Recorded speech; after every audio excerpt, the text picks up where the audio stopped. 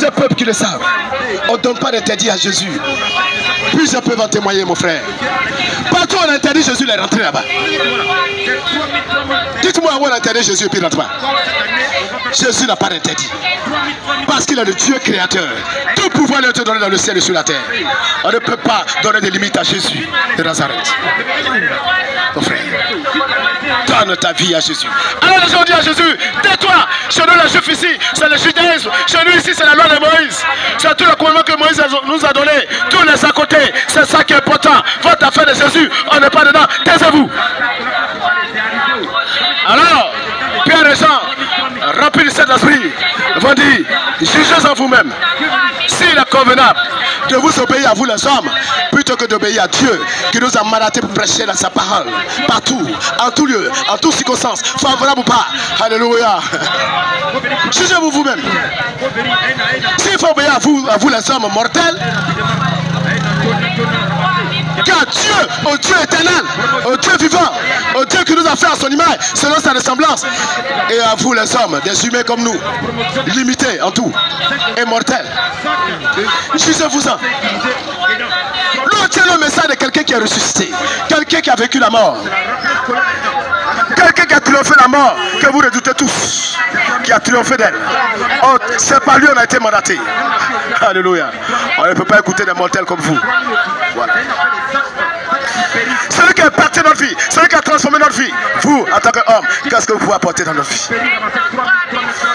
Jugez en vous-même s'il est important.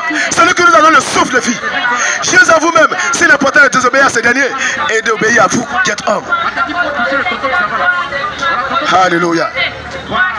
Gloire à Dieu. Amen. Et la parole de Dieu a continué d'être prêchée avec assurance, avec puissance. À un moment donné, un homme s'est levé. Il s'appelait Hérode.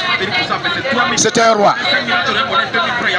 Et ce roi a fait tuer un premier serviteur de Dieu qui s'appelait Jacques. Il l'a mis en prison et il l'a fait exécuter. C'est dans le livre des Actes des Apôtres, Actes chapitre 12. Alléluia. Oh, j'aime cette histoire. Alors, ils ont pris Jacques, ils l'ont mis en prison. Mais je me suis dit, ça a été une erreur de l'église. L'église a eu peur.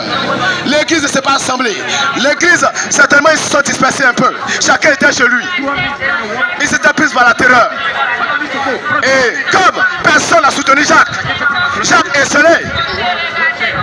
Étant livré à lui-même, a été jugé, condamné à mort par ce méchant roi Hérode, qui voulait éteindre l'évangile, qui voulait arrêter l'évangile, la course de l'évangile. Alléluia. On dit à quelqu'un, on ne peut pas arrêter la course de Dieu. On ne peut pas arrêter la course de la puissance de Dieu. Alors, quand il a tué Jacques, tous les juifs incrédules se sont réjouis, fêtés, ils étaient contents. Ils ont dit merci à Hérode. Félicitations. Quand on fait des félicitations partout, on dit au chef de l'État, voilà, je ne fais pas de la politique, voilà, des remerciements. Certainement, on lui a fait des remerciements partout. Oh, vraiment, tu as fait beaucoup de bonnes choses. Vraiment, ce que tu as fait là, c'est bon. Comme ça, ils vont cesser de nous embrouiller. Si tu n'as pas fait ça, ils vont continuer de nous embrouiller matin, midi, soir. Avec l'affaire de Jésus, Jésus, Jésus. Alors, le roi Hérode, ça l'a plu. Voilà, il était content de tous ces remerciements, ces félicitations. Et il s'est dit, ah, comme ils ont apprécié, je vais faire encore. Bon, arrêtez-moi, Pierre. Et pendant c'est le chef. Arrêtez-le. Si on l'a tué, voici, ils vont parler encore ici. Voilà. Ils n'ont pas dit qu'ils sont courageux. On va voir. Que là, Jésus est vivant. Il est roi des rois. On fera. Alors, il veut prendre Pierre et jeter dans la prison. Mais cette fois-ci, les chrétiens se sont réveillés. Le peuple de Dieu s'est réveillé. Et ils se sont retrouvés en un lieu. Ils ont dit, ah, on a fait qu'ils ont attrapé nos chefs. Ils ont arrêté nos chefs. Et si on ne fait pas quelque chose, ce qui est arrivé à Jacques va arriver aussi à Pierre. Alors ils vont se lever en prière. Ils vont commencer à crier à Dieu. Seigneur, interviens. Seigneur, ton message est menacé. Les gens veulent arrêter ta puissance. Qu'est-ce que tu fais? Les gens veulent arrêter l'évangile. Qu'est-ce que tu fais? Les gens veulent empêcher aux âmes de se sauver. Qu'est-ce que tu fais, Jésus? Le message qui est venu pour nous libérer, pour nous donner la paix du cœur, la joie de vivre. Oh, les gens veulent l'arrêter. Jésus, qu'est-ce que tu fais? Alors ils ont commencé à crier à Jésus. Crier pour Pierre. Crier pour que Dieu fasse quelque chose. Bien-aimé. Oh. La Bible nous relate des faits extraordinaires. Amen. Jésus dit, je ferai une œuvre.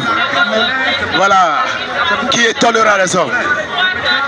Qui sera difficile aux oreilles des hommes de comprendre.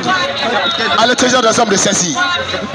Alors, bien aimé, qu'est-ce qui s'est passé?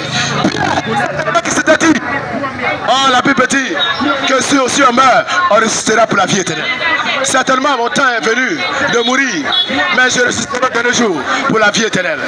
Et donc, je bénis Dieu parce que j'ai eu la foi en Jésus et je vais mourir dans la foi et je vais rejoindre vraiment les autres saints qui sont déjà dans le paradis de Dieu. Et la Bible dit qu'il dormait tranquillement. Lorsque tout à coup, une lumière va apparaître dans la prison. Vous savez, avant, il n'y avait pas le système d'éclairage que nous avons aujourd'hui. Voilà. Et donc, il y avait des mèches qu'on allumait, des bougies qu'on allumait, voilà. Des chandeliers qu'on allumait, voilà, pour avoir un peu d'éclairage, pour pouvoir voir un peu. Alors, c'était comme ça la lumière qui était dans la prison. Et qu'est-ce qui se passait? Pierre était gardé par 16 soldats. Je vous en prie. Voilà. 16 soldats gardaient la prison. Ça dit 4 soldats multipliés par 4. Voilà. À une certaine distance, tu vois, on va mettre 4 jusqu'à 16 qui étaient en train de garder Pierre comme si c'était un gangster, un brigand, un dangereux brigand. Ça veut dire que la prison était soigneusement gardée. Et Pierre dans la prison en plus était lié de chaînes, était lié de pieds, de chaînes, était lié de mains, de chaînes. Je me demande même si ses coups n'étaient pas liés. Si son cou n'était pas lié encore de par des chaînes. Pierre était soigneusement lié pour qu'on se rassure, on s'assure, le roi Hérode s'assure que son prisonnier ne s'échappera pas. Il est dans la prison, hein, c'est verrouillé. Et puis, chaîne dans ses pieds, chaîne dans ses mains. Encore en dehors de la prison, 16 soldats, bien armés, jusqu'aux dents, sont là encore pour le garder. Ah, mais le Dieu qu'on ne peut pas limiter, le Dieu qu'on ne peut pas bloquer. Ah, mon frère, le Dieu qu'on ne peut pas verrouiller, le Dieu qui a fait le ciel et la terre, le Dieu tout-puissant, va rentrer maintenant en scène. Quand les enfants de Dieu se sont levés, quand ils ont commencé à crier, la puissance de Dieu a commencé à se déployer. Alléluia. Dieu a commencé à se lever de son trône. Et Dieu a commencé à se mettre en marche. Alors qu'est-ce qui va se passer? Dans la prison qui était sombre, la lumière va éclairer tout à coup. Alléluia. La lumière éclaire tout à coup, mon frère. Comme si on avait mis le compteur d'usine. Voilà, avec appairage des usines. Pour éclairer la prison. Pierre va voir une lumière lorsqu'il a été tapé par l'ange sur le côté pour qu'il se réveille. Pierre va voir une grande lumière dans la prison, il ne comprend pas qu'est-ce qui se passe. Il se demande s'il n'est pas en songe. Et il voit quelqu'un à côté de lui.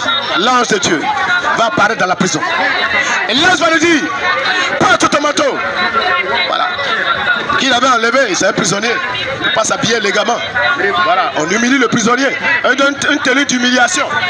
Et son manteau était de côté. L'ange dit, mon frère, on t'a humilié, mais moi je vais te relever. Prends ton manteau, porte ton manteau. Alléluia. Dieu vient te relever de l'humiliation dans laquelle Satan t'a mis. Oh, dans l'humiliation dans laquelle l'ennemi t'a mis, ton Dieu vient te relever. Porte ton manteau. Mets la saucisse à l'évangile. L'évangile qu'on dit, il ne faut plus prêcher là. Porte les sandales parce que tu vas prêcher encore l'évangile. Alléluia. Amen. Ne crois plus à ta mort parce que tu vas continuer à prêcher l'évangile. Porte tes sandales, la saucisse du sel de l'évangile. Alors, il va lui dire, allez suis-moi. La prison qui était bien verrouillée, bien aimé, il est passé avec l'ange, comme si c'était du chiffon. Alléluia. Oui, mais c'était du barapapa. Vous connaissez barapapa des enfants là? On leur donne à manger là. Du véritable chiffon. Quand tu mets dans ta bouche, vraiment ça fond comme ça. Voilà. C'est comme les potes de la prison, c'était barapapa. Ils sont passés dedans comme ça, sans problème. L'ange de Dieu. Alléluia. Pierre est passé. Les 5 soldats, on ne sait pas où ils étaient. S'ils avaient disparu de la prison, nous on ne sait pas. C'est qu'est-ce que c'était dans la prison. On a connu les personnes qui avaient disparu parce que quand l'ange sortait avec Pierre de la prison, jusqu'à sortir de la cour de la prison, on ne sait pas où ils étaient. C'est comme il n'existait pas. Alors Pierre lui-même, c'est quand ils sont sortis de la cour de la prison, il s'est rendu compte compte que c'était la vérité. Parce que pour lui, il était de faire rêve, songe. Ah, que la puissance de Dieu, que la puissance de Dieu dans notre marche, bien aimé, on ne croit pas. On ne sait pas ce qui se passe. On est dépassé. Notre intelligence ne peut pas saisir. Alléluia. L'intelligence humaine ne peut pas saisir la puissance de Dieu. Comprends difficilement la puissance de Dieu. Donc Pierre même était victime de ça. Il pensait qu'il était de faire rêve, fait songe. Mais il se rend compte qu'effectivement, lui qui avait été lié de chair, des pieds comme des mains, qui avait été fermé dans une prison, bien verrouillé, bien cadenassé, avec 5 soldats pour le bloquer, il est sorti de cette prison-là sans être inquiété de quoi que ce soit. Et quand ils sont sortis de la prisonnette, de la cour de la prison, l'ange a disparu pour laisser Pierre maintenant seul. C'est là que Pierre va aller où se trouvaient, comme conduit par l'Esprit de Dieu, ceux qui priaient pour lui. Ah, la prière n'a quoi une puissance. Quand il ne va pas prier pour ça qu'il est mort, mais quand les enfants de Dieu se sont levés d'un commun accord pour prier dans le nom de Jésus, la puissance de Dieu a été libérée. Alléluia. La main, Dieu s'est levé et sa main a agi pour libérer Pierre qui était programmé à la mort. Amen. Oh, je dis, si tu mets ta foi en Jésus, la puissance va intervenir pour te libérer de toute programmation. Peut-être on t'a attaché à un arbre, peut-être on t'a attaché, mon frère, on t'a mis dans une eau, en prison, au fond de l'eau, et on s'apprête à t'exécuter en cette fin d'année.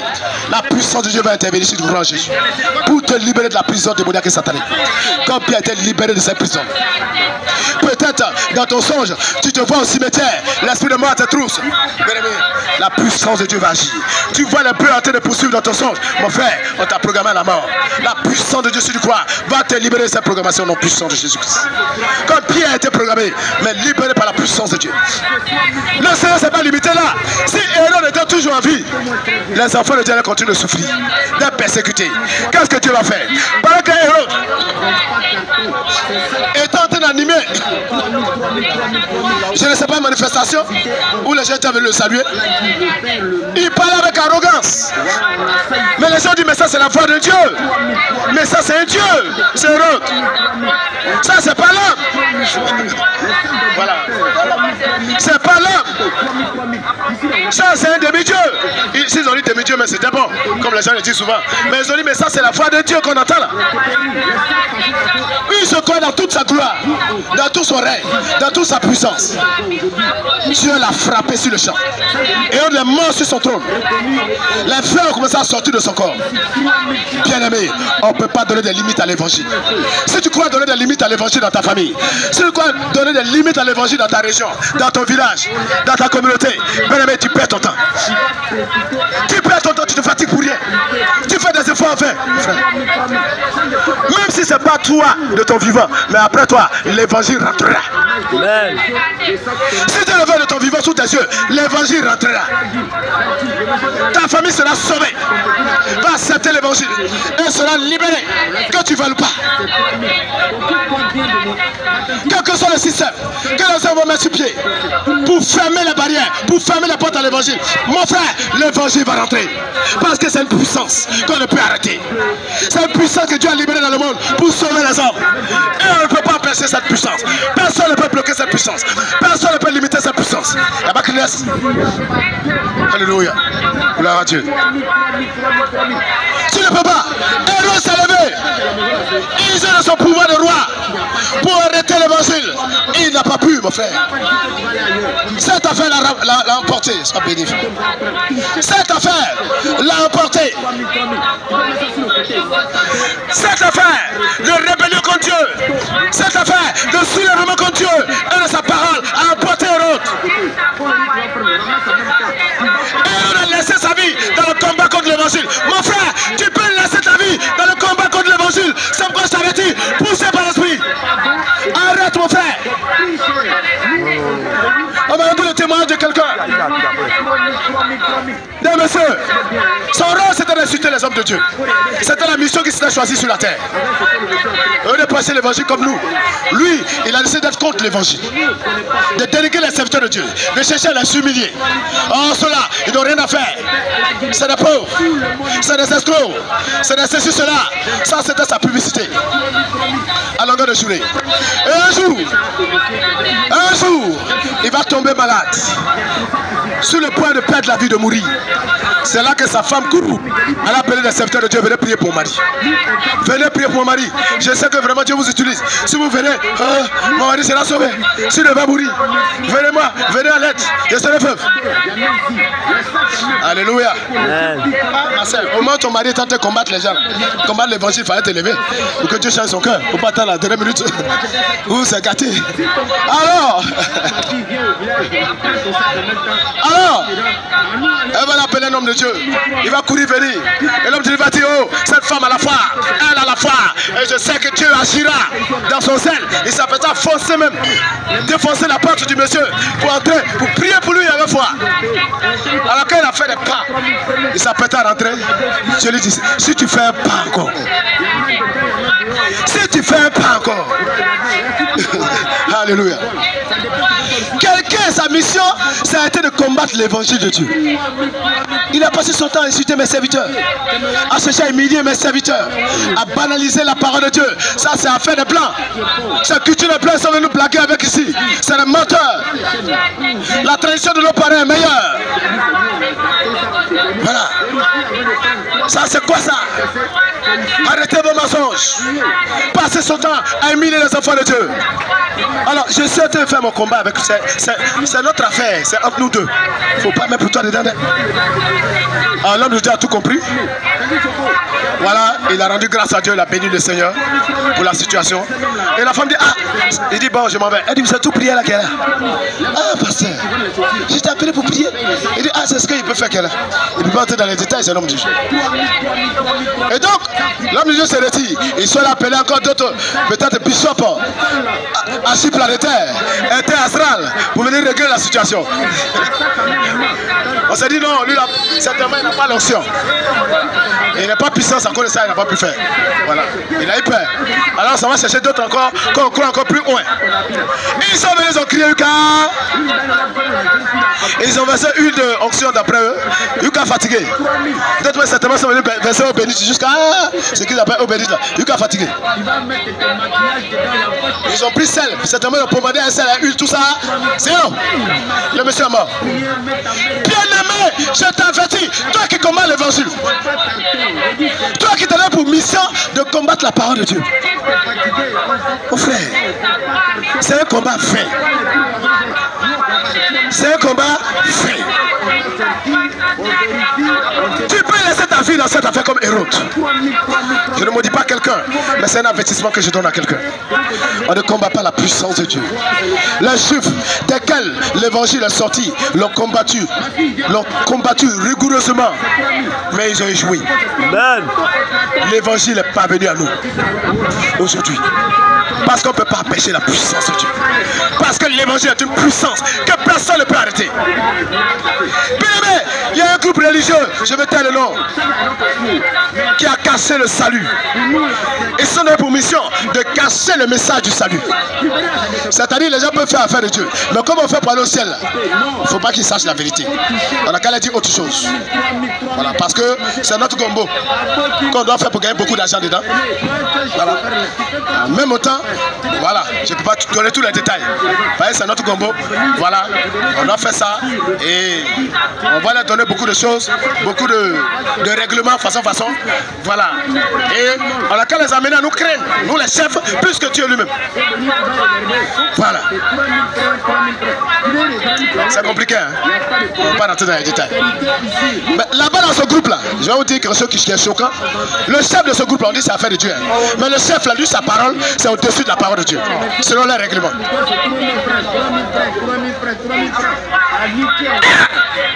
Parole de Dieu que vous dites, vous faites son affaire, et vous dites que celui que vous avez mis comme chef, lui, sa parole est au-dessus de la parole de cette parole de Dieu. Qui est? C'est quelle affaire de Dieu, ça? Je vous en prie, ouvrez les yeux. Hein. Cherchons Dieu. Cherchons Dieu. Parce que tu es dans une affaire, tu dis que tu as affaire l'enfer de Dieu, tu es en train de prendre la porte de l'enfer.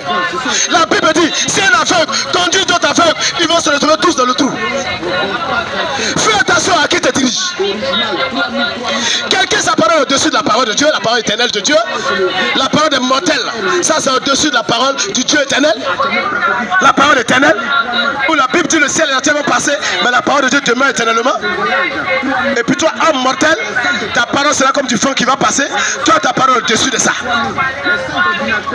Et toi, tu as dirigé des gens dans cette affaire. C'est plaisant où? À l'abattoir. Réveillez-nous. Parfois, nous disons qu'on parle des religions, mais parfois, on a oublié de vous dire des vérités. On peut l'attendre en profondeur. Voilà, pour ne pas que celui-là dit qu'il a en train d'attaquer notre religion. Mais je parle de façon chouette. Ils se sont levés pendant près de 1000 ans. Ils ont cassé la vérité. On dit si tu es gentil, comme le frère l'a dit tout à l'heure, c'est là que tu vas aller au ciel. Si tu donnes beaucoup d'argent aux gens, dans les orphelinats, etc., tu vas aller au ciel. Mon frère, mon frère, ça veut dire. Les grands trafiquants de drogue, mon frère, c'est eux qui font beaucoup de dons pour soulager la conscience, pour casser le mal qu'ils font. Les grands trafiquants d'organes, c'est eux qui font beaucoup de dons. Si on veut s'en tenir à ça, alors eux tous iront au ciel alors. C'est eux qui jouent beaucoup les gentils. Le diable donne des milliards aux gens. Si on veut s'en tenir à ça, alors lui-même va au ciel aussi. Parce qu'il donne des milliards aux gens. Alors on dit c'est pas ces choses. Et il construit des, voilà, si tu as construit des édifices religieux, tu as fait de grosses offrandes aux chefs religieux, aux guides religieux, alors toi ton paradis est clair. Mon frère, ça veut dire nous sommes sauvés par mérite. Mais c'est parce que l'évangile nous dit. Alléluia. L'évangile déclare à Ephésiens 8 verset 2. C'est par la grâce que nous sommes sauvés. C'est par la grâce que nous sommes sauvés. Par le moyen de la foi. Et non par les œuvres. Afin que nul ne se glorifie. Vous dites non, moi j'ai construit beaucoup d'édifices religieux. Moi j'ai fait beaucoup de dons aux guides religieux. Etc. J'ai fait beaucoup de dons aux orphelinats. Alors c'est pourquoi je mérite le ciel. Non, ce n'est pas par ton mérite que Dieu te donnera le ciel, mon frère, ma soeur. Mais c'est par le mérite d'une personne qui s'appelle Jésus-Christ. Le seul qui a vécu sur la terre sans commettre de péché. Le véritable juste sur la terre. Celui qui par son amour, poussé par l'amour, s'est donné à la croix pour le pardon de tes péchés. Celui qui a accompli l'amour de Dieu.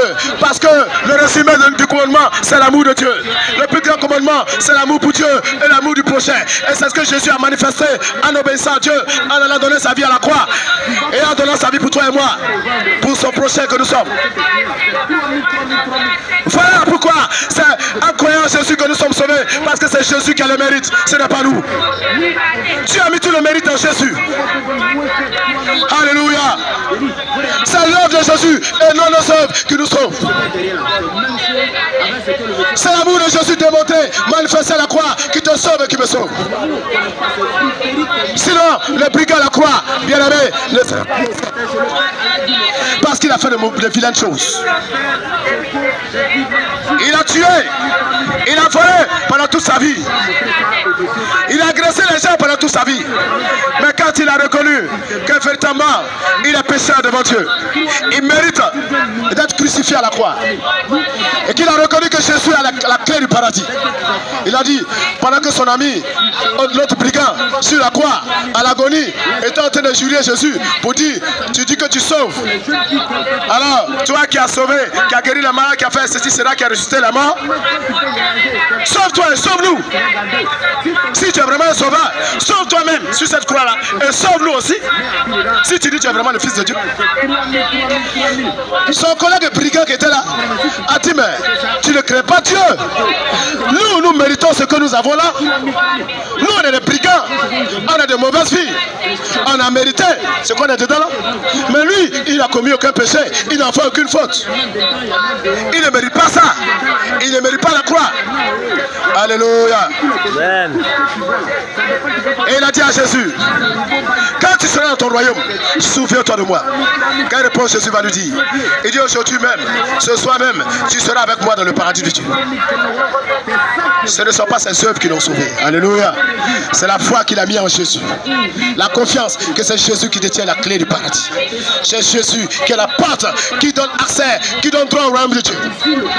Quand Quand il a reconnu d'abord qu'il est pécheur, qu'il mérite la condamnation, et qu'il a reconnu Jésus pour Seigneur, Jésus pour le roi des rois, Jésus pour celui qui détient tout pouvoir. Bien-aimé, Jésus a dit ce soir même, tu seras avec moi dans mon royaume. Nous ne sommes plus sauvés par nos mérites, nous sommes sauvés par le mérite d'une personne qui s'appelle Jésus-Christ de Nazareth. C'est par la grâce que nous sommes sauvés. Et les hommes ont voulu cacher ça. Je vous dis pendant 1000 ans. Mais Dieu a fait grâce, il a suscité un homme. Un homme qui s'appelait Luther, qui voulait savoir plus dans cette affaire de Dieu, qui cherchait Dieu en profondeur. Et celui qui cherche Dieu, Dieu se révèle à lui. Il dit, celui qui me cherche de tout mon cœur me trouvera. Alléluia. Et comme cet homme le cherchait de tout son cœur, Dieu s'est révélé à lui. Et devant susciter quelqu'un pour lui dire, ce n'est pas par ta force. Tu es en train de te cacher dans les différents lieux pour ne pas voir le péché, pour ne pas voir les belles femmes, pour ne pas voir les scènes bizarres, pour être tenté.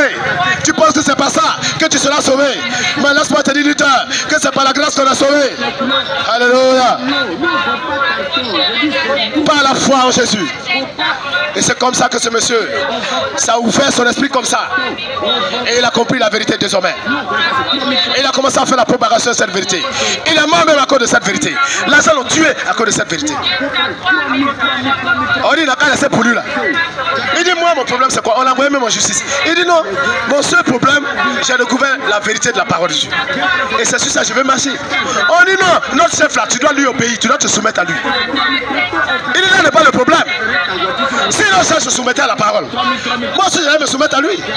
Mais c'est mon chef hiérarchique. Mais j'ai comme l'impression que lui-même, je fais le constat que lui-même n'est pas soumis à la parole de Dieu. Et le dit pas la vérité concernant le salut de nos âmes.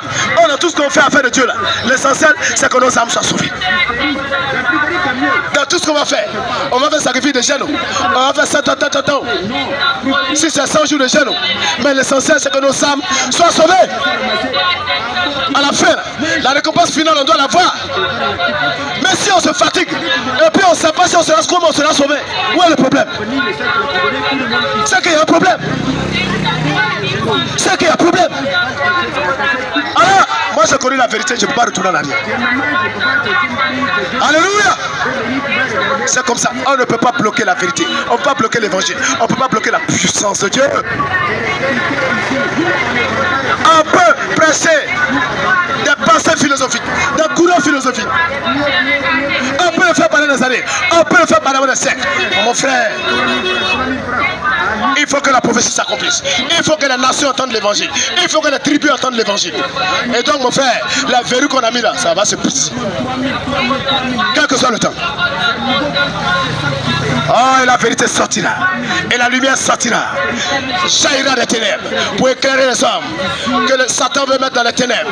Satan veut mettre dans le péché. Satan veut mettre dans l'ignorance. La lumière de Dieu jaillira pour les éclairer sur la vérité, sur le véritable message du salut, sur le véritable message qui donne la vie. L'évangile est une puissance de Dieu pour le salut de quiconque croit. Sinon, pendant ces 1000 ans, on ne pouvait plus entendre parler de l'affaire de Jésus. C'était fini. Mais si Dieu a permis que quelqu'un sorte et vienne éclairer les gens encore, mesdames, Dieu est dans ce message, mon frère. C'est une puissance que personne ne peut arrêter, mon frère. L'évangile est une puissance qui ouvre les portes du ciel. L'évangile est une puissance qui libère de l'oppression de Boulak. L'évangile est une puissance qui guérit les malades, mon frère. C'est une puissance de Dieu pour sauver toute personne qui croit en ce message. Donne ta vie à Jésus, mon frère. Et reçois la puissance de l'évangile pour impacter, pour transformer, pour changer ta vie, pour changer ta destinée. Donne ta vie à Jésus, mon frère. Que notre Seigneur soit béni. Amen. Alors nous allons prier si quelqu'un a entendu la parole de Dieu, l'évangile, et est convaincu que c'est une puissance qui peut le sauver aussi. Alors, il va prier avec moi. Tu vas prier avec moi, tu vas accepter Jésus, ton sauveur et Seigneur. La Bible dit si tu crois dans ton cœur, voilà, que Dieu l'a ressuscité d'entre les morts. Si tu crois que Dieu l'a ressuscité d'entre les morts, il est mort à la croix. Troisième jour, il est sorti du tombeau. Il est vivant au ciel des cieux. Et si tu confesses de ta bouche qu'il est Seigneur, voilà, qu'il est au-dessus de tout, il est le roi des rois. La Bible dit de lui que son royaume est éternel. Tous les rois que nous avons connus sur la terre, il y a eu une fin à leur règne. Mais la Bible dit ce roi-là, depuis le temps de Daniel, Dieu a révélé que cette personne qui viendra dans le monde, son royaume est éternel. Son règne n'a pas de fin. Mon frère, qui parmi les hommes a eu un règne éternel ou aura un règne éternel? Jamais. Mais la Bible dit du roi des rois, du Seigneur des seigneurs, de Jésus-Christ, que son règne est éternel. Ça démontre qu'il est Dieu. Alors si tu crois qu'il est Seigneur, si tu crois qu'il est Dieu, que tu l'acceptes, lui ton sauveur, ton Seigneur, mon frère, tu seras guéri, tu seras délivré, tu seras sauvé. Tu vas prier avec moi. Si tu crois, tu vas confesser la Seigneurie de Jésus. Tu vas prier avec moi et tu vas recevoir Jésus. Tu vas recevoir l'Esprit de Dieu. Tu vas devenir un enfant de Dieu. Les portes du salut te seront ouvertes dans le nom de Jésus-Christ. Comme les portes du salut ont été ouvertes à la tribu Sourou. Par la puissance de l'évangile. Tu vas prier avec moi s'il te plaît. Répète avec moi. Seigneur Jésus. Seigneur Jésus. Je te remercie d'être mort à la croix pour moi. Je reconnais que je suis pécheur. Et je te demande pardon pour tous mes péchés. Je t'accepte aujourd'hui. Toi mon sauveur et mon Seigneur. Merci Jésus pour la vie éternelle que tu me donnes gratuitement. Merci Jésus parce que tu le fais. Je prie maintenant. Père, merci, je suis venu prêcher ta parole, prêcher l'évangile. Et la Bible dit que de même que la pluie et la neige ne descendent point, ça va féconder la terre. Fais germer Seigneur la plante. Oh Jésus, donnez du pain à celui qui mange, de la semence aux semeurs, de même ta parole, qui est une puissance, elle ne descend point et ne demande point à toi, sans avoir exécuté tes desseins, sans avoir accompli ta volonté, papa. Oh, tes desseins de salut, tes desseins de guérison, tes desseins de délivrance, tes desseins de restauration, Seigneur. Oh, Jésus agit maintenant. Sauve la vie, libère des vies, papa. Libère les captifs maintenant, papa. Par ta puissance au nom de Jésus-Christ. Tous ceux qui ont été programmés à la mort en cette fin d'année, que ta puissance les libère, qu'ils sortent des prisons sataniques, qu'ils soient libérés des chaînes démoniaques et sataniques, des liens des chaînes de la sorcellerie, qu'ils soient libérés par ta puissance au nom puissant de Jésus-Christ. Père, tous ceux dont ces liens, ces prisons sont manifestés par des maladies incurables, que ta puissance les libère, que ta puissance soit libérée, qu'ils soient brisés des liens des chaînes de la maladie, qu'ils reçoivent la guérison au nom de Jésus-Christ. Fais-le par ta grâce au nom de Jésus. Tous les cœurs, imparte-les, conduis à la repentance, à la conversion et au salut au nom de Jésus-Christ. Amen.